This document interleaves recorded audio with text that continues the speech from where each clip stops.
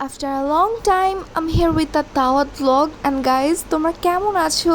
I think all of guys were doing fine. এই vlogটা একদম ঈদের পর বেসিক্যালি ওই দিন আমার আম্মুর মামার বাসায় দাওয়াত ছিল ঈদের পরপরই। আমাদের যেদিন দাওয়াত ছিল তার আগের দিনই ওনারা নিউ ফ্ল্যাটে উঠছিলেন আর নিউ ফ্ল্যাটটা এত সুন্দর যেটা দেখে আমরা সবাই অ্যাডমায়ার হচ্ছিলাম।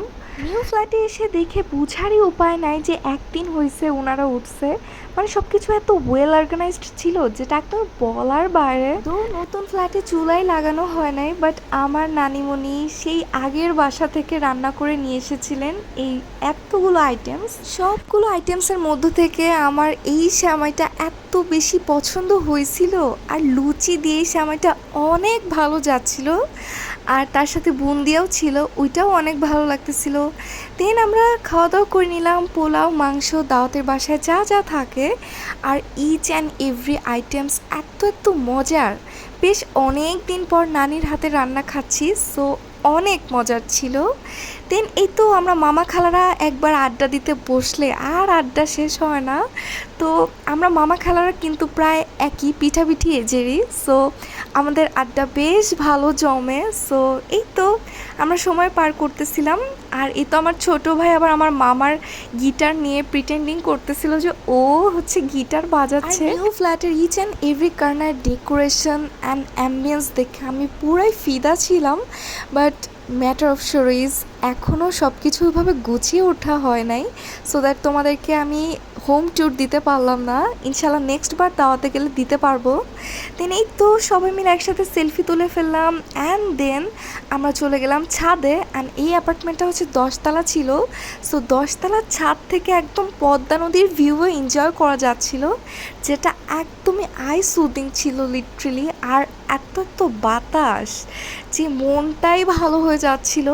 And meanwhile this was the time of sunset, so সব মিলিয়ে দুর্দান্ত ছিল টাইমটা। ছাদ থেকে দেখে মনে হচ্ছে যে রাজশাহীর অর্ধেকটাই মনে হয় দেখা যাচ্ছে এই ছাদ থেকে। আর লোকেশনটাও এত নাইস একটা প্লেসে, যেখান থেকে সব কিছুই একদমই কাছে। বেসিক্যালি এটা বলা যায় সেন্টার পয়েন্টে লোকেশনটা রাজশাহী। অনেক দিন পর ফ্যামিলি গ্যাদারিংসে সবাই একসাথে আড্ডা দিতে পেরে অনেক ভালো সময় যাচ্ছিল ছাদেও।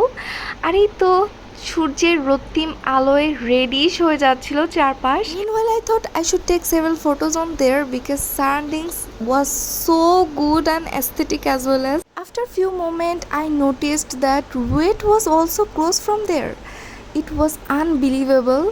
তারপর হচ্ছে অনেকে আমাকে বললো যে এইখান থেকে রুয়েটে যেতে নাকি মাত্র 5 মিনিট লাগে। সো এইখান থেকে রুয়েট ক্লোজলি দেখাটা অস্বাভাবিক কিছু না।